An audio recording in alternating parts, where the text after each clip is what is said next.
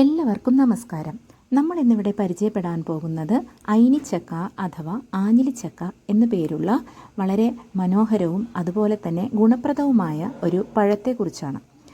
ഇന്ത്യയിൽ പ്രധാനമായും കേരള, കർണാടക, മഹാരാഷ്ട്ര എന്നീ സംസ്ഥാനങ്ങളിലാണ് ഇവ കൂടുതലായും കാണപ്പെടുന്നത്. പോഷക സമൃദ്ധമായ ഈ ഫലത്തിൽ വിറ്റാമിൻ എ, സി, അതുപോലെ പൊട്ടാസ്യം, സിങ്ക്, ഫോളിക് ആസിഡ് അതുപോലെ ധാരാളം ഫൈബറുകളും അടങ്ങിയിരിക്കുന്നു. ആദ്യത്തെ 8-10 വർഷങ്ങൾ വളരെ പതുക്കെയാണത് വളരുന്നതെങ്കിലും അതിൻ്റെ തടി വളരെയധികം ഇളം പ്രായത്തിൽ അരിഞ്ഞ് നമുക്ക് ഭക്ഷണത്തിൽ ഉൾപ്പെടുത്താവുന്നതാണ്. അതുപോലെ പഴുത്താൽ വളരെ രസകരമായ ഒരു പഴം തന്നെയാണ് ഈ ഐനിച്ചക്ക. അതിൻ്റെ കുരു നമുക്ക് വറുത്ത് ഉപയോഗിക്കാവുന്നതാണ്.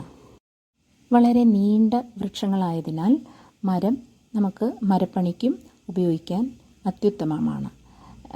വഞ്ചി എല്ലാം നിർമ്മിക്കാൻ ഇത് വളരെയധികം സഹായകമാണ്.